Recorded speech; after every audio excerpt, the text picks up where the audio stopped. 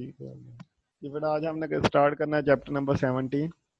इसका जो आर्टिकल आपके सिलेबस में शामिल है वो जो मैकेनिकल प्रॉपर्टीज। तो डिफॉर्मेशन से हम स्टार्ट कर रहे हैं। डिफॉर्मेशन ऑफ सॉलिड क्या होती है कि अगर हम फोर्स लगा रहे हैं तो जो सॉलिड है वो अपनी शेप चेंज कर रहा है, ठीक है, या वॉल्यूम या लेंथ उसकी चेंज हो रही है, तो उसे हम कहते हैं डिफॉर्मेशन ऑफ सॉलिड। एग्जाम्पल वो दे रहा है कि अगर आप के पास एक रबड़ बैलून है, उसके ऊपर आप फोर्स लगा रहे हैं या जिस तरह से शो कराया गया, फोर्स लगा रहे हैं तो उसका जो वॉल्यूम होगा वो कम हो जाएगा। जब वो फोर्स को रिलीज करेंगे तो वॉल्यूम वापस अपनी ओरिजिनल शेप में आ जाएगा।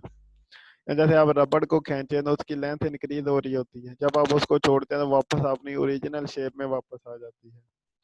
ठीक है, तो ये हमारे पास है डिफॉर्मेशन ऑफ सॉलिड।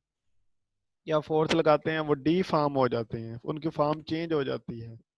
ठीक है, जब आप फोर्स को रिमूव करते हैं तो वापस अपनी ओरिजिनल शेप में वापस आ जाते हैं। तो ये हमारे पास बनती है डिफॉर्मेशन ऑफ सॉलिड वगैरह।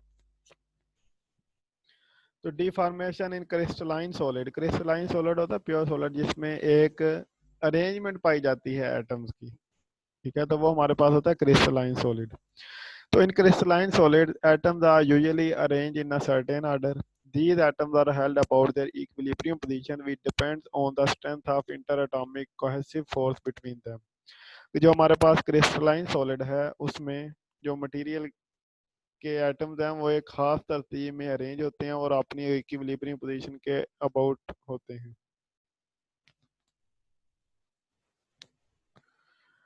जैसे ये आप डायग्राम देख रहे हैं,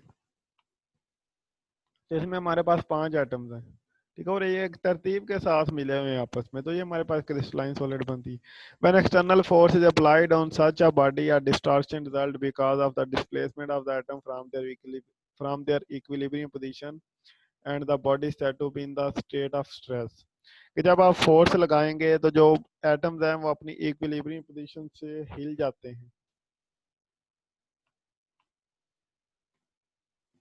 ठीक है, जो एटम्स हैं वो अपनी इक्विलिब्रियम पोजीशन से हट जाते हैं। ठीक है, तो हम कहते हैं जो सॉलिड है वन स्टेट ऑफ स्ट्रेस है। जैसे अगर आप इस डायरेक्शन में फोर्स लगा रहे हैं उसके ऊपर, ऊपर और नीचे को, तो ऊपर और नीचे को लेंथ इंक्रीज हो रही है, इस तरह उनकी लेंथ डिक्रीज होगी। अगर आप इनको प्रेस कर रहे हैं तो लेंथ इस तरफ इंक्रीज होगी और ऐसे डिक्रीज होगी। ठीक है, तो वो डीफॉर्म हो रही है। तो after the removal of external force the atom return to their equilibrium position and the body gain its original shape. जब आप फोर्स को रिमूव कर देंगे तो बॉडी अपनी ओरिजिनल शेप में वापस आ जाए। Provided that external applied force was not too great, the ability of the body to return to its original shape is called elasticity। Elasticity क्या है जी? एबिलिटी ऑफ ए बॉडी है उसकी original shape में वापस आने की। Figure illustrate deformation produce in a unit cell of a crystal subjected to an external applied force. तो बेटा वैसे ये ज्यादातर शॉर्ट क्वेश्चन के तौर पे आता है। अगर लॉन्ग क्वेश्चन भी आ जाए तो सारे शॉर्ट क्वेश्चन मिला के लिख देंगे तो हमारे पास लॉन्ग क्वेश्चन बन जाएगा। इसमें डेफिनेशन है मुख्तलिफ। तो पहले हमारे पास है जी इलास्टिसिटी क्या होती है? Ability of a body to return to its original shape या position when the stress is removed is called elasticity. कि अगर आप स्ट्रेस को फोर्स को रिमूव करते हैं तो बॉडी अपनी ओरिजिनल पोजीशन में आती है। तो उसकी जो ओरिजिनल पोजीशन में आने की एबिलिटी है, सलाहियत है, उसे हम कहते हैं, ये हमारे पास है जी इलास्टिसिटी। ठीक है, कि बॉडी की वापस ओरिजिनल पोजीशन में आने की सलाहियत को हम इलास्टिसिटी कहते हैं। और उससे आगे हमारे पास है जी स्ट्रेस क्या होती है? Force per unit area. ठीक है, आप जो फोर्स पर यूनिट एरिया किसी मटेरियल पे लगाते हैं उसकी शेप वॉल्यूम वगैरह चेंज करने के लिए।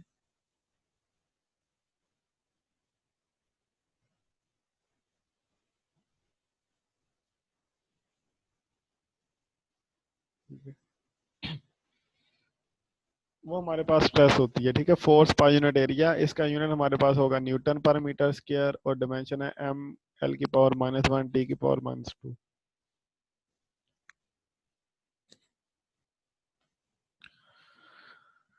तो इसको हम पास्कल भी कहते हैं। प्रेशर का और स्ट्रेस का यूनिट सेम है। अब स्ट्रेस हमारे पास 3 तरह की होती है, टेंसाइल, वॉल्यूमेट्रिक और स्ट्रेस। अगर हम फोर्स अप्लाई करके, फोर्स पर यूनिट अप्लाई करके बॉडी की लेंथ चेंज कर रहे हैं तो वो स्ट्रेस हमारे पास टेंसाइल स्ट्रेस होगी। When a stress changes the length of the body is called tensile stress.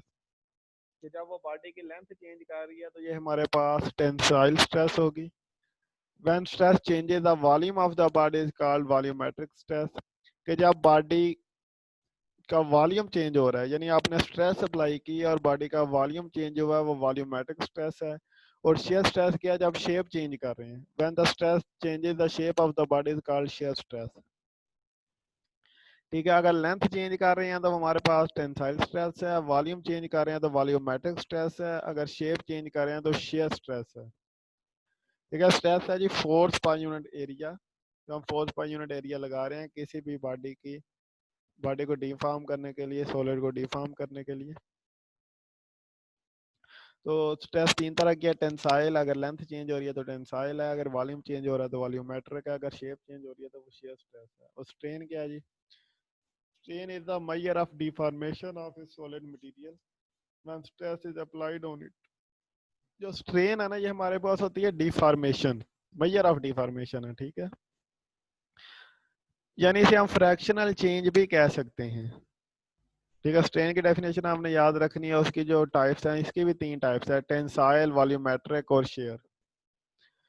Tensile क्या है? Fractional change in length, change in length over original length. ठीक है, स्ट्रेन क्या है जी? मेजर ऑफ डिफॉर्मेशन होती है। तो तीन तरह की है, टेंसाइल, वॉल्यूमेट्रिक और शेयर। तो फ्रैक्शनल चेंज है जी, change in length over original length, change in volume over original volume. ठीक है, तो fractional change in length is known as tensile strain, fractional change in volume is known as volumetric strain. और जो shear strain है, ये हमारे पास होती है जी मेजर ऑफ एंगल, क्योंकि शेप को हम एंगल से मेजर करते हैं कि कितनी शेप चेंज हुई है। तो ये हमारे पास एक क्यूब है, फोर्स लगा के हमने उसकी शेप चेंज कर दिया, वो ये क्यूब बन गया।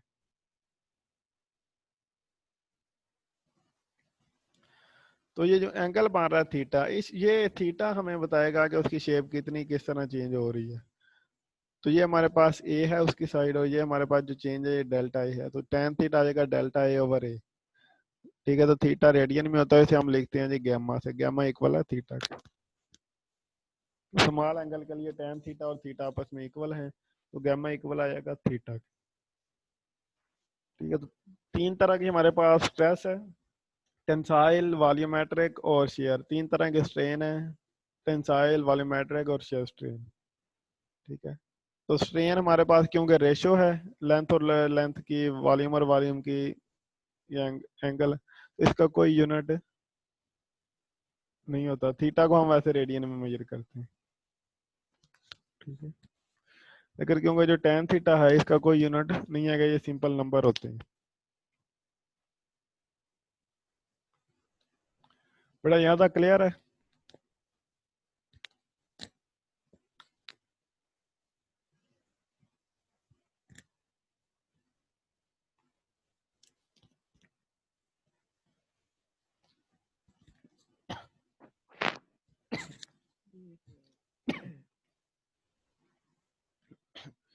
आगे जी हमारे पास है मॉडुलस ऑफ इलास्टिसिटी।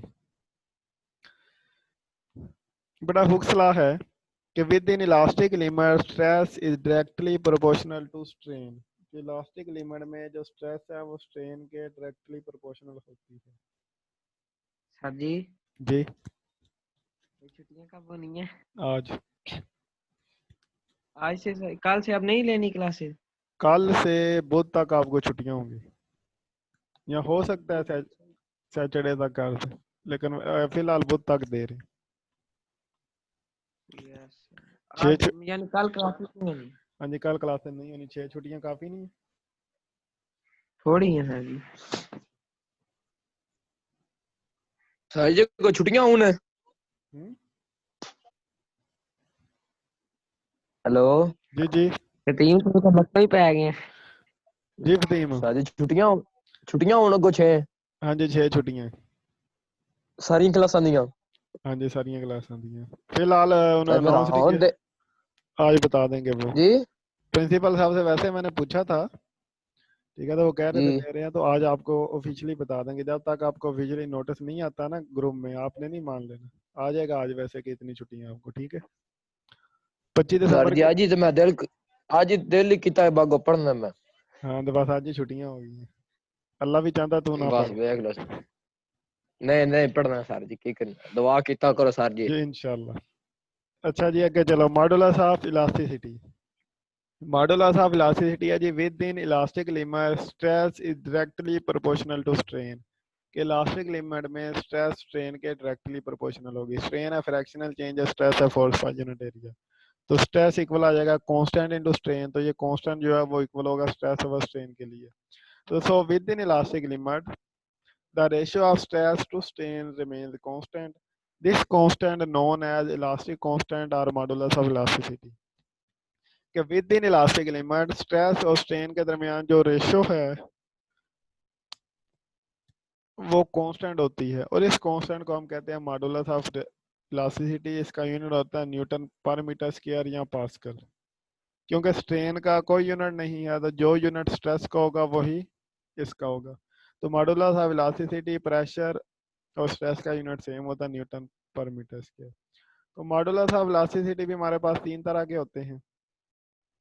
पहला हमारे पास है यंग्स मॉडुलस, कि ये रेशो है टेंसाइल स्ट्रेस और टेंसाइल स्ट्रेन के दरमियान। ठीक है, tensile stress force per unit area, tensile strain हो गई change in length over original length. कितो है बेली। ठीक है, तो ये रेशो है टेंसाइल स्ट्रेस और टेंसाइल स्ट्रेन के दरमियान। तो टेंसाइल स्ट्रेस है फोर्स पर यूनिट एरिया और टेंसाइल स्ट्रेन है change in length over original length.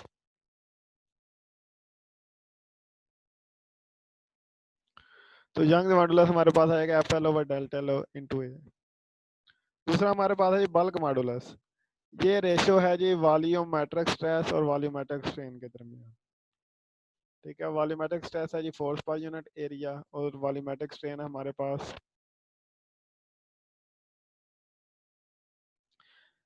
Delta V over V. तो F V over delta V into A, ये हमारे पास आ जाएगा बल्क मॉडुलस। और जो शेयर मॉडुलस है ये है shear stress over shear strain. Shear stress है फोर्स पर यूनिट एरिया, और जो शेयर स्ट्रेन है वो हमारे पास टेन थीटा है। तो इसको हम मॉडुलस ऑफ रिजिडिटी भी कहते हैं।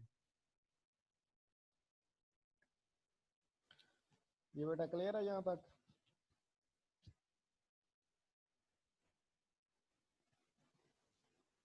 बेटा ये जो अभी तक आपने शॉर्ट क्वेश्चन ही पढ़े हैं कि स्ट्रेस क्या है, स्ट्रेस की तीन टाइप्स हैं, टेंसाइल वॉल्यूमेट्रिक शेयर। फिर स्ट्रेन क्या है, स्ट्रेन की तीन टाइप्स हैं, टेंसाइल वॉल्यूमेट्रिक और शेयर। आगे मॉडुलस ऑफ रिजिडिटी या इलास्टिसिटी क्या है, और उसकी भी तीन टाइप्स हैं, यंग बल्क और शेयर मॉडुलस।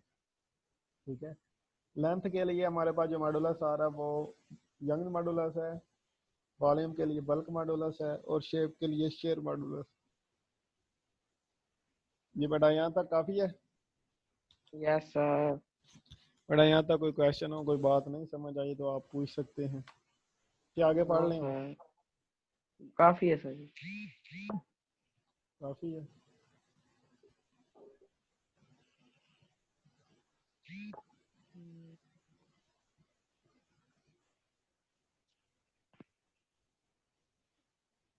ये बेटा यहाँ तक कोई क्वेश्चन हो तो पूछ सकते हैं, कि क्लियर है हर चीज़?